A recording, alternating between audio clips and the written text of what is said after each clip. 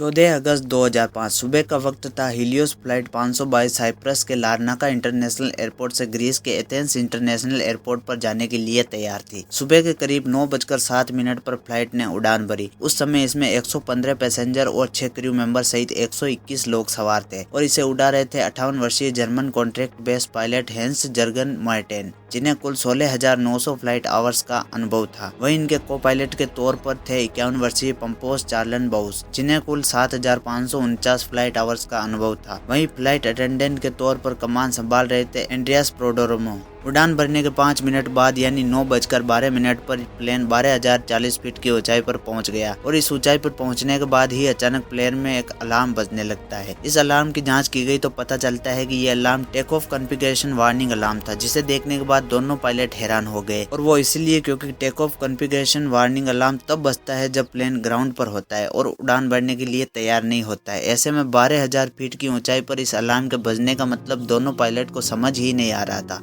स्थिति की गंभीरता को भांपते हुए उन्होंने एटीसी यानी एयर ट्रैफिक कंट्रोल से संपर्क साधना ही उचित समझा। फिर उन्होंने तुरंत ही एटीसी से संपर्क कर उन्हें बताया कि उनके विमान का take off configuration warning alarm बज रहा है। पायलट एटीसी को यह सब बता ही रहे थे कि इतनी ही देर में प्लेन के कॉकपिट में मौजूद कंट्रोल पैनल पर कई सारे अलार्म एक साथ बजने शुरू हो गए और इन अलार्म्स की आवाज के कारण पायलट्स की आवाज एटीसी तक पहुंचना भी बंद हो गई थी। साथ ही प्लेन का मास्टर अलार्म भी बजने लगा था, जिसका मतलब यह था कि प्लेन के कई सारे सिस्टम एक साथ ओवरहीट हो चुके हैं। दोनों ही पायलट्स की दिक्कतें अब बढ़ने लगी थी और उन्हें कुछ समझ नहीं आ रहा था कि अचानक ये सब क्या हो रहा है। इधर ये सब देखकर प्लेन में अफरा तफरी का माहौल बन गया था। क्रू मेंबर लगातार यात्रियों को शांत करने में लगे रहे। सभी पैसेंजर्स को सांस लेने में काफी ज्यादा दिक्कत आ रही थी, इसलिए उनके ऑक्सीजन मास्क अपने आप ही नीचे आ गए। दरअसल जब प्लेन में ऑक्सीजन का लेवल कम होता है तो ऑक्सीजन मास्क अपने आप ही नीचे आ जाते हैं। इस दौरान प्लेन लगभग 18,000 फीट की ऊंचाई पर था। पायलट बार बार एटीसी से संपर्क करने की कोशिश कर रहे थे और उन्हें अपनी समस्या बताने का प्रयास कर रहे थे और लेकिन उनकी बात एटीसी तक पहुंच ही नहीं पा रही थी। कुछ ही देर में प्लेन का एटीसी से कनेक्शन पूरी तरह टूट गया। इसके बाद भी एटीसी ने बार बार फ्लाइट से संपर्क साधने की कोशिश की, लेकिन उन्हें कोई उत्तर नहीं मिला। प्लेन अब लगातार ऊपर की ओर बढ़ता जा रहा था। आमतौर पर इस रूट पर फ्लाइट को लगभग 1 घंटे और 45 मिनट का समय लगता है, यानी करीब 10:45 पर फ्लाइट को एथेंस एयरपोर्ट पर पहुंचना था। 9:23 पर प्लेन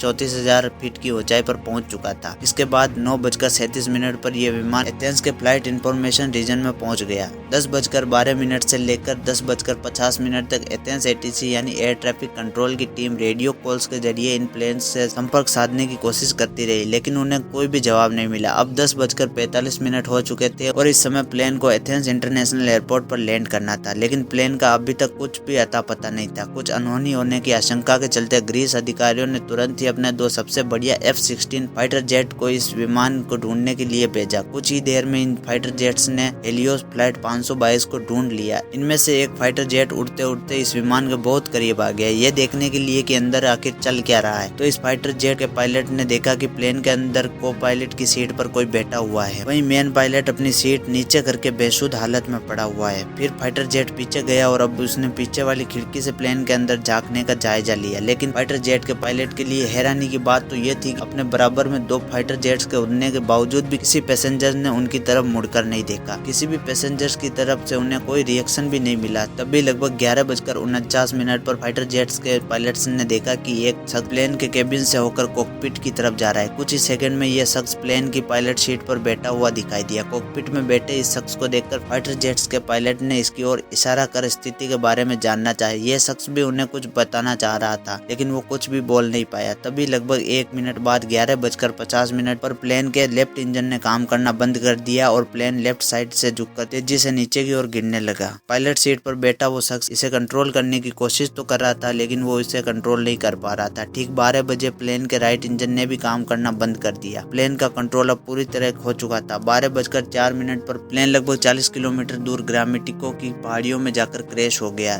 उसके क्रैश होने के साथ ही इसमें सवार क्रू मेंबर समेत सभी 121 लोगों की मौत हो गई। दोस्तों, एक बार महसूस कीजिए उस पल को जब जब 121 यात्रियों से भरा ये प्लेन जब पहाड़ से टकराया होगा तो क्या गुजरी होगी उन फाइटर जेट्स के पायलट पर। उन्होंने उनकी आंखों से यह सब होते हुए देखा और वो इनके लिए कुछ कर भी नहीं पाए। वेल, इसके बाद ग्रीस में फ्लाइट 522 के क्रैश होने की खबर सभी जगह आग की तरह फैल गई। तुरंत रेस्क्यू ऑपरेशन चलाया गया और सभी 121 लोगों की डेड बॉडी को एक एक करके ढूंढकर बाहर निकाला जाने लगा। लेकिन जब हादसे में मिली कुछ डेड बॉडीज की ऑटोप्सी की गई तो एक चौंका देने वाली बात सामने निकल कर आई। दरअसल जहाज में मौजूद सभी लोग और पायलट प्लेन के क्रैश होने से पहले ही मर चुके थे। तो अब यहाँ सबसे बड़ा सवाल यह था कि जब पायलट प्लेन के क्रैश होने से पहले ही मर चुके थे तो लगभग 2 घंटे तक प्लेन का कंट्रोल किसके पास था। तो दोस्तों, हमने वीडियो की शुरुआत में एक व्यक्ति का जिक्र किया था, फ्लाइट अटेंडेंट एंड्रियास प्रोडोमो। एंड्रियास के पास यूके कमर्शियल पायलट का लाइसेंस तो था, लेकिन उन्हें इतना एक्सपीरियंस नहीं था कि वो बोइंग 737 जैसे प्लेन को कंट्रोल कर सके। लेकिन बावजूद इसके वो इस विमान को घनी आबादी के क्षेत्र से दूर ले जाने में कामयाब रहे। लेकिन अभी भी इस हादसे की जड़ तक पहुंचा जाना बाकी था।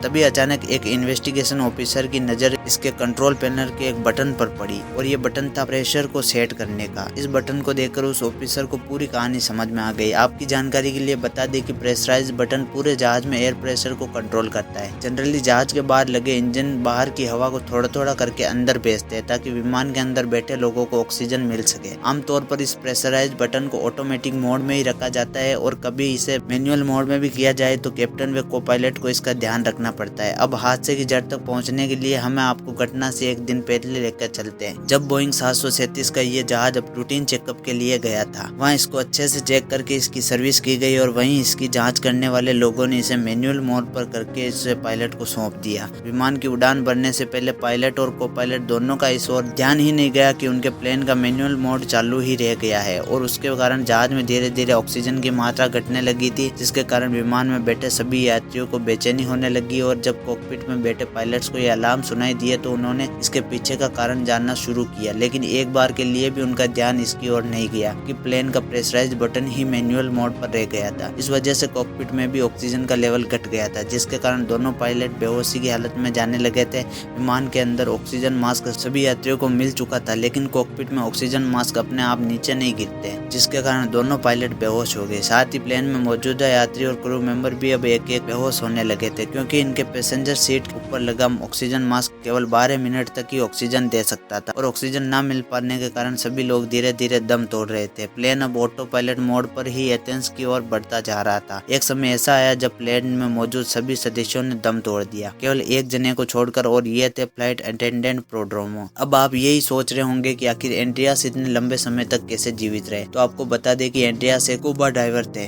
क्योंकि स्कूबा डाइवर अपनी सांसों को लंबे समय तक रोक पाने में सक्षम होते हैं, इसलिए वो अभी तक जिंदा रहे। लेकिन ऑक्सीजन प्रॉपर न मिलने की वजह से अब उनकी हालत भी खराब हो चुकी थी। लेकिन जैसे तैसे करके वो कॉकपिट में पहुंचे और प्लेन को कंट्रोल करने की कोशिश करने लगे। लेकिन एथेंस तक पहुंचते पहुंचते ये प्लेन यात्रियों की जगह लाशों से भर चुका था। एंड्रियास अंत तक प्लेन को कंट्रोल करने की कोशिश में लगे हुए थे, लेकिन दुर्भाग्यवश वे इसमें सफल नहीं हो सके और अंत में प्लेन पहाड़ियों से जा टकराए और उसमें सवार सभी 121 लोगों की दुखद मौत हो गई। इस घटना के लगभग 15 महीनों बाद ग्रीस के अधिकारियों ने इस घटना की रिपोर्ट पेश की, जिसमें बताया गया कि इस पूरी घटना के लिए सिर्फ एक बटन जिम्मेदार था और वो था प्लेन का प्रेशराइज बटन। तो आपकी क्या राय है इसके बारे में हमें कमेंट में जरूर बताएं, और अभी तक आपने इस चैनल को सब्सक्राइब नहीं किया तो सब्सक्राइब जरूर कर लीजिए ताकि आप ऐसी नॉलेजेबल वीडियोस को मिस ना कर पाए। Till then stay curious.